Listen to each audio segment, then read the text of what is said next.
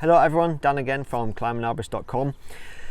So I just wanted to do a follow-up video on the close call ISC snap incident that I had, and just to clear a few things up, just to list out the facts of the job, just to give you a bit of a background on the job, because as we know, you watch a YouTube video, a lot of people have short attention spans, a lot of people can't get any more information that's not in the video. Don't know the background of the job, don't know what led up to things in the video, and so I just want to explain everything so there's as many facts on the table, because reading through some of the comments, people are assuming things, and so I just want to clear everything up first of all. Then I got a response back on the video from ISC, so I'm going to cover that. I'm going to cover a lot of the comments as well that have been posted, and just kind of react to a bunch of the comments and stuff, just to try and explain more about what happened. So first of all, this job was back in 2016, so it wasn't recent, it was 2016, and I was working on a wildlife habitat creation project where we were spurring up trees. The trees weren't being removed, they were staying, but we were just either stripping them, just making as nasty a cuts as possible, to try and promote stress and disease within the tree. We're also inoculating the trees with certain fungi, so it didn't matter that we were using spurs, but we weren't removing the trees. Anyway, if you want to see a video of the job, so search on my YouTube channel, Wildlife Habitat Creation Project. So the situation, I suppose the situation for this specific tree is that I have a main line on me. You can't see that in the video. I think a lot of people were assuming that I didn't even have a rope with me. Now that is just not going to happen. I always have a climbing line with me. I'm not a fool, I'm not stupid. I always climb with the climbing line.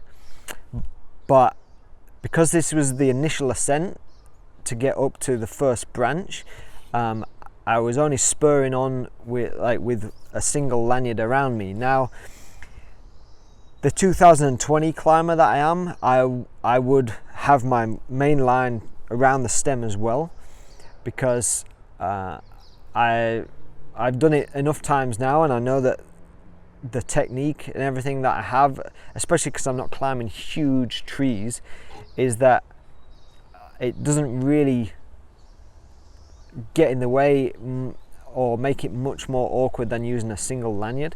But in this video, I was just on my lanyard. I had my climbing line attached to the side or the back of my harness.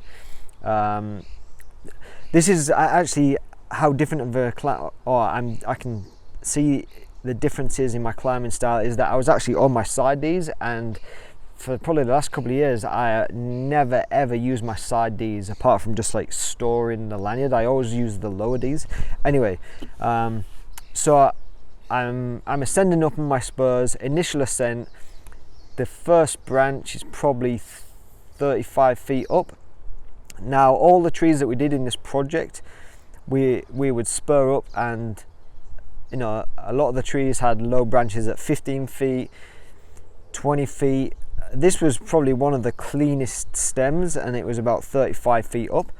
So I would just spur up to the first branch, then my rope, and then go rope over lanyard to get to my top time point, basically, before I started doing any work. So I was doing my initial ascent. I wasn't doing any work of any kind, and if a lot of you watch a lot of the Climbing Arborist videos, you'll know that I'm very opinionated. I've actually given multiple talks on using a chainsaw in the canopy and always being tied in twice with your rope and with your lanyard. I have a very strong opinion of that, so I certainly wouldn't be working from purely a lanyard. So I was not doing any chainsaw use, I was not using the handsaw, I was just ascending up the tree. Now, that's not to say that that is the best way to do it. I certainly, multiple people have commented on, oh, you should have used 2 lanyards, or you should have, or they're saying, oh, I always use a climb line and a lanyard. Yeah, and that's how I feel now, unless it was like a huge tree, and then maybe 2 lanyards would be the only way to be able to like actually flick your lanyard up. But most of the work I do around the city, around the residential areas, I am actually not a huge fan of being on spurs. It's mainly for the impact on my body, on my back. So I always would prefer to get a climb line in and then do a removal without using spurs, because I find on most trees there's often places to put your feet, and you don't need spurs. It's only if you're on like a single pole. So I very rarely use spurs until it comes to like chugging down a stem. But because this was a different job, it was a different situation, I suppose. Anyway, so that's the background of the job. It was 2016. I was just ascending up, and I would do it differently now, and especially after an incident like this. Yeah, I mean, I've been playing around with tying in, like working on 2 like separate systems a little bit after speaking to a few people that do play around with that. So I'm actually moving more towards the twin rope system, although I know it's going to take a lot for most of us as arborists to even accept that would be a good idea. So I'm not saying it should be done, but obviously when you have an incident like this, and you kind of think about what it would take just for one link in your life support system to malfunction, it's pretty scary. So I got a response from ISC on the YouTube video, so on my YouTube channel. ISC Wales says, "Hi Dan, thanks for bringing this to our attention. It is vitally important that we get feedback from users of our gear whenever they have an issue, so we can address it and help to develop solutions into the next iteration of our products. This issue was first raised in 2016, and it was found to be the result of the keepers being subjected to force from the side, misshaping it slightly and occasionally allowing the keeper to slide under the rear lock mechanism. While the risk was minimal and only a few instances were reported, we investigated and produced a design revision to mitigate this for future models. As with all connectors, no single design is infallible. Every connector has its strengths and weaknesses in a given situation, especially in tough working environment, so we always recommend pre-use inspections and maintenance of your equipment to make sure you minimize any risks. We actively encourage people to contact us with any reports with products. You can do this either through your retailer, who will then relay your message to us, or direct to us on any of our contact channels. sales@iscwales.com is the email address, or you can contact through Facebook if you can't email or phone. So that was ISC's response, which, you know, it's very commendable that they actually commented on the video and tried to address the video. So it's interesting that they said it was first raised in 2016, which is when it happened with my one. The worrying thing is that they said that they produced a design revision to future models, but reading through these comments and seeing how many people have had issues with this same type snap, I can't believe that they haven't recalled these snaps. Even if the newer model is fine, like the fact that they haven't done a recall, which it doesn't seem like they did, else they would have mentioned it there, is pretty scary. Because when you read through the comments on the original video, it is terrifying how many people say, yeah, that's exact same thing happened to me. Luckily, there's no, there isn't anybody saying that that they fell or anything, but terrifying.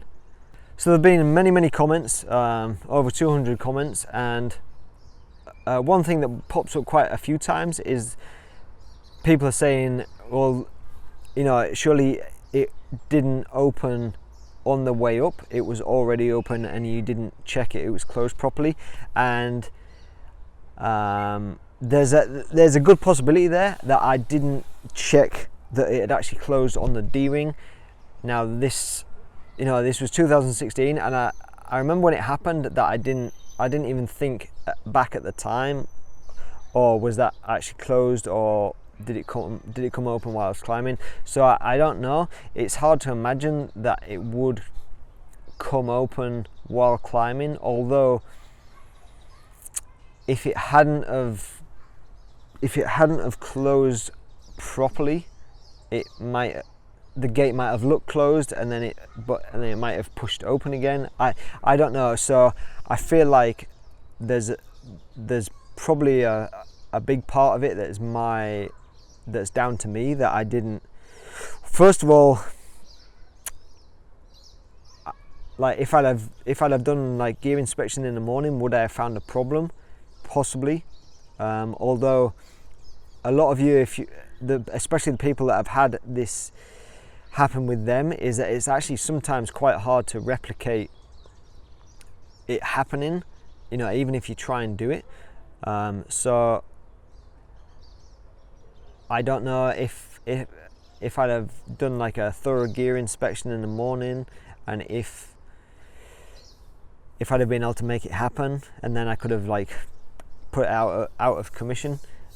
So there's one point that's down to me, is that gear inspection in the morning obviously wasn't completed thoroughly. Second point down to me is I should have made sure and checked that it was fully closed when I was on the ground about to ascend, which if you think about it rationally, I couldn't have checked if it was still open, which who knows if it was still open or not. I just don't know. So those two points are pretty huge.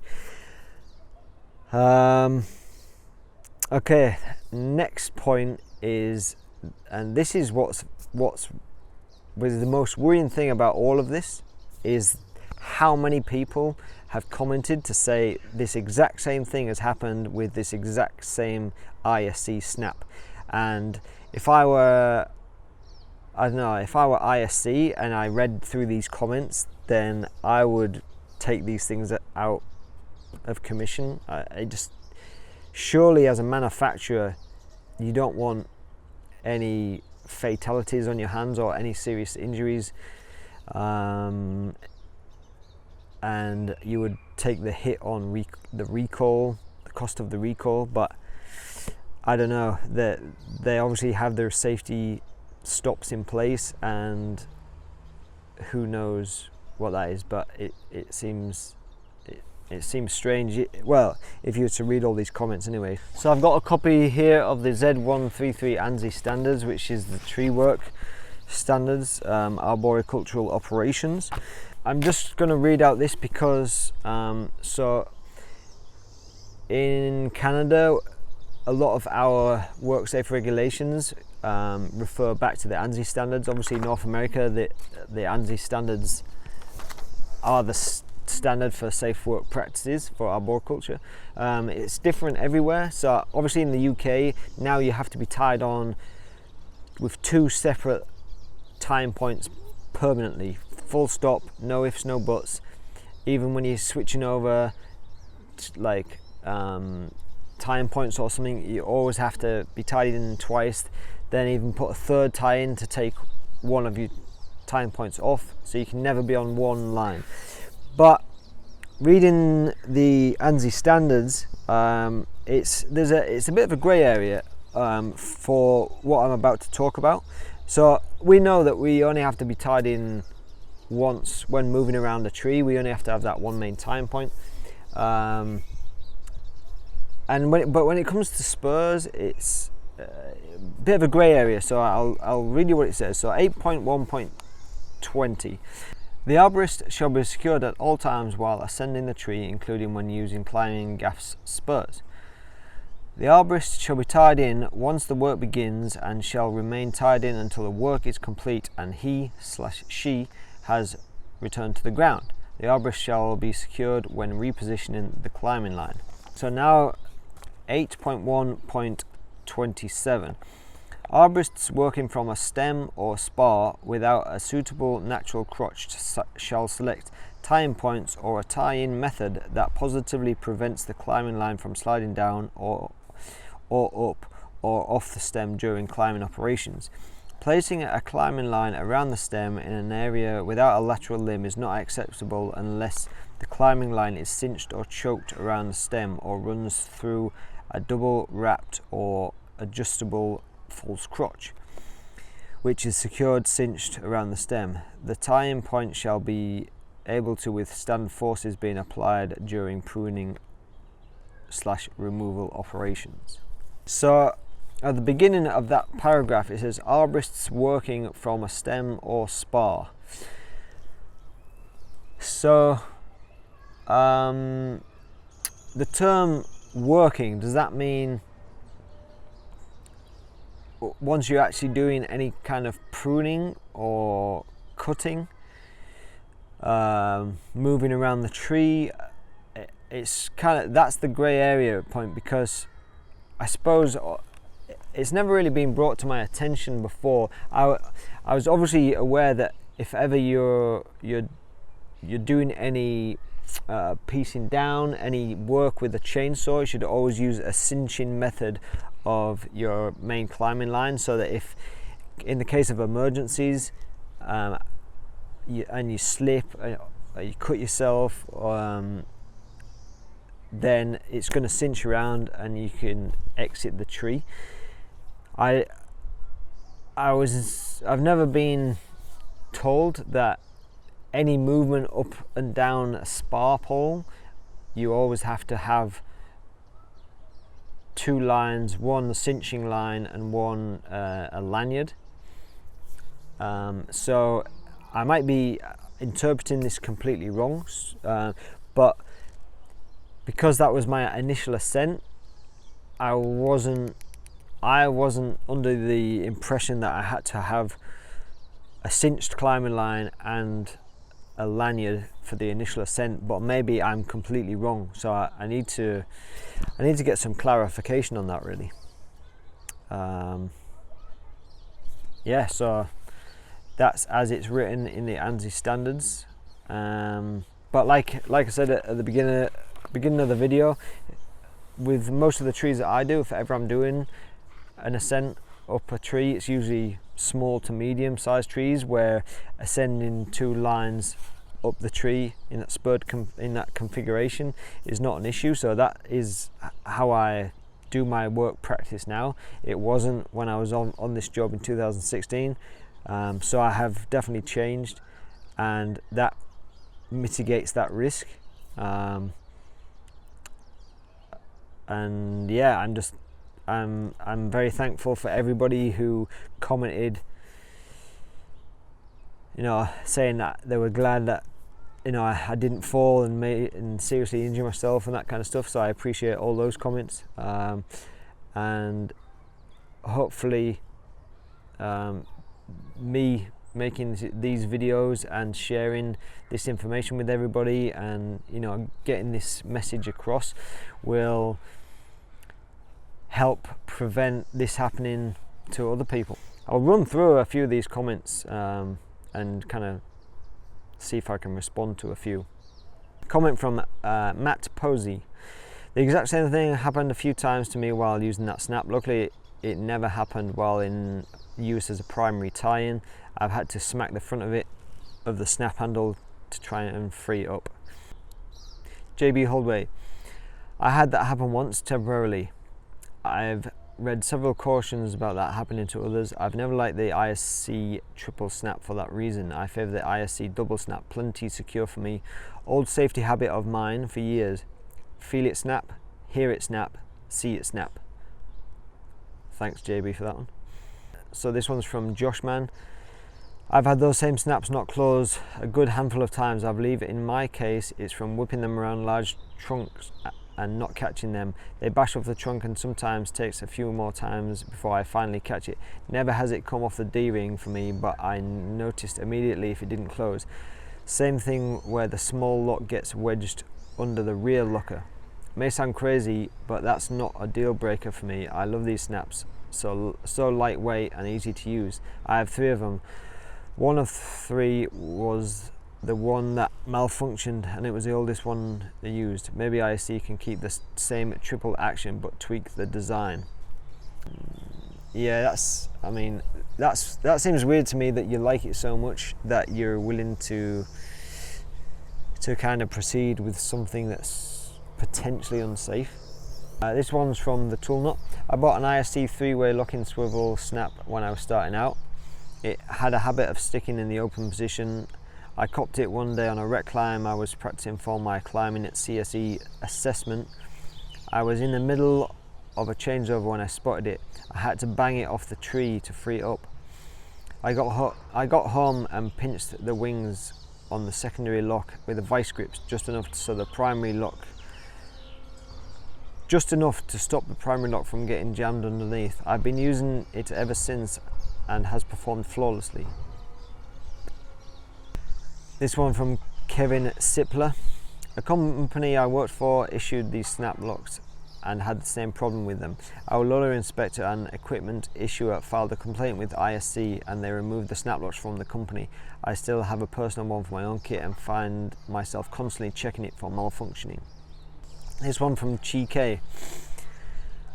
I've had what I think was the exact same failure. The first catch getting under and stuck beneath the other piece. My situation when this occurred was not as dangerous or dire as yours, but it was very eye-opening. I purchased my ISC snap around about 2015 or 16. As an amateur climber, my gear has very little time on it, and when it occurred, the snap was in new condition. It was clean, working smoothly, and had never been dropped, scraped or scratched. In light of your video, I think I'll inspect my snap again, and quite probably I will send it back to Tree Stuff for them to forward it to ISC in the hopes it will be inspected and evaluated by professionals. This one from Logan Postel. Have had mine get jammed the same way that you described. Always does it when I swing it around and it hits the trunk. Doesn't come open, it just becomes a single action snap and becomes really hard to get unjammed. This one from Shane Brewster. Same thing happened to me with that exact same piece of equipment. However, thankfully I caught it before any scary shit happened. Here's what I think happened to it. Like yours, the thin metal became distorted and made the action inconsistent. I learned to be careful when flipping that piece of equipment around a tree. Thanks for the video. Climb safe, work safe. Thank you, Shane. This one from Glenn Mullet. Somebody I worked with had something very similar happen to them with that same piece of equipment. They were getting ready to unclip their system when they noticed the gate on the snap wasn't shut all the way.